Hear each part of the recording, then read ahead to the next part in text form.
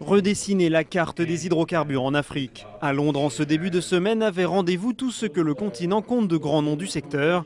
ExxonMobil, Shell bien sûr, mais aussi de nouveaux venus comme l'américain Rialto. Surnommé Junior, ce type d'entreprise a fait l'actualité des dernières grandes découvertes gazières. Au Mozambique ou encore en Ouganda, ce sont d'énormes poches de gaz qui contiendraient des réserves encore inexploitées. Leur impact sur le marché des hydrocarbures n'est pas à sous-estimer. Pour ces pays nouveaux venus dans le secteur, c'est l'opération séduction auprès des investisseurs.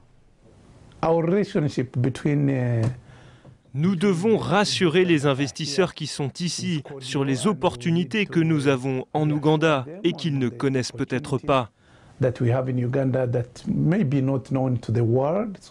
Nous avons eu un dictateur il y a longtemps, Idi Amin Dada, mais son histoire est terminée.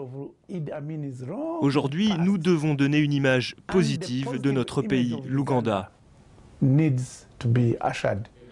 Attirer les investisseurs, mais aussi faire preuve de prudence. Au Ghana, l'un des rares pays ouest africains où d'importantes réserves viennent d'être mises à jour, une commission a été mise en place. Objectif, éviter que l'irruption des pétrodollars ne bouleverse l'économie locale.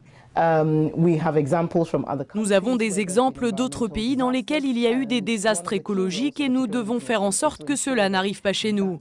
Nous avons aussi la responsabilité de mettre en avant les territoires locaux, ce qui est une chose à laquelle je tiens beaucoup. Les territoires, la participation locale, s'assurer que les Ghanéens participent aux découvertes autant que possible. S'assurer aussi que les bénéfices tirés des découvertes en pétrole et en gaz au Ghana profitent aux citoyens ghanéens. Nouveaux territoires, nouveaux acteurs pour un paysage plus diversifié. Là où les majors américaines, françaises et anglaises tentent à marquer le pas, les partenaires et les sous-traitants sont de plus en plus souvent chinois, indiens ou même africains.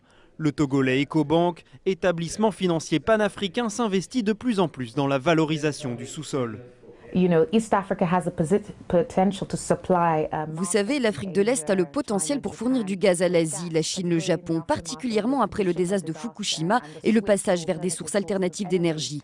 Le gaz va être très important dans la région, c'est pourquoi l'Afrique doit se placer comme un fournisseur important.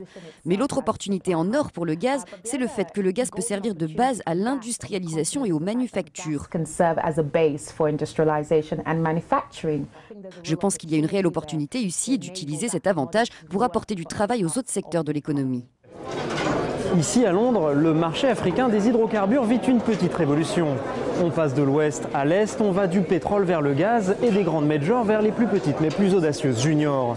Ce clair changement, on le retrouve dans la liste des participants. Il y a le Malawi, la Sierra Leone mais aussi l'Ouganda.